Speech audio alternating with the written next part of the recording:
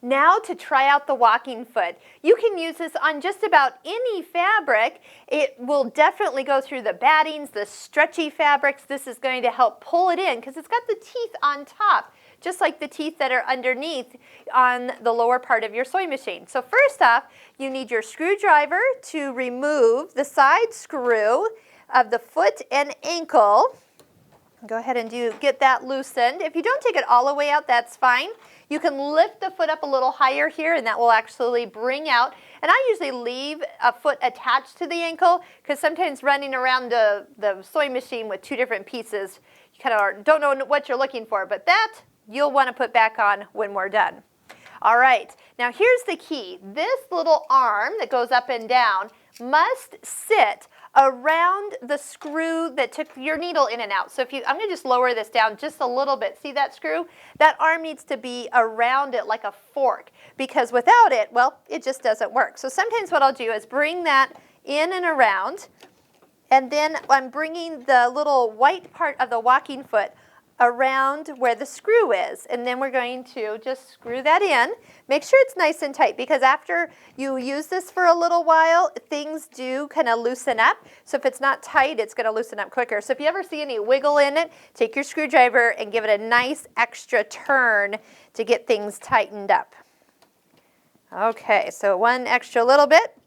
Make sure it's looking good. There we go. Now we can use it just like a regular presser foot.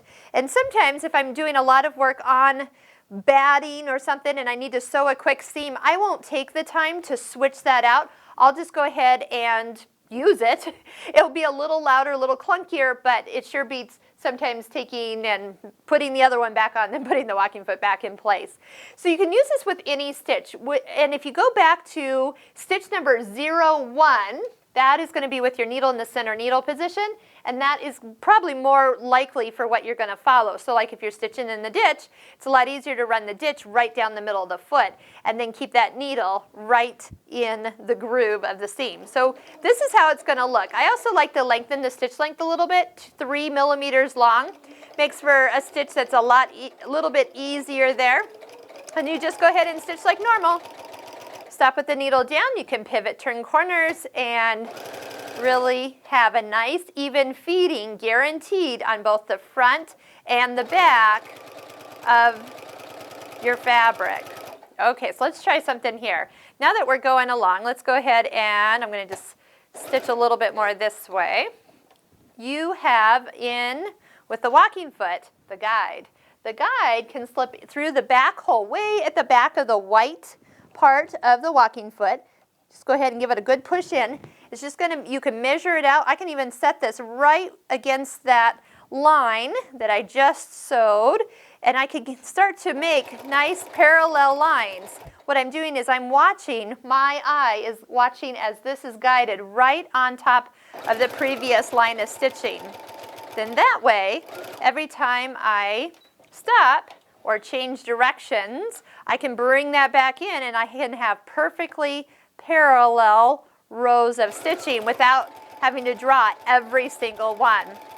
Now, just like you can use straight stitching, we can use a decorative stitch. How about, let's do 50 and just stitch like normal. This is where having different stitches are fun. Let's try 51. Maybe lengthen that out. Do everything while we're sewing here. And so instead of having just boring straight stitches, now you can have fun, fancy decorative stitches. Try them all out. I know you'll have fun when you use the walking foot.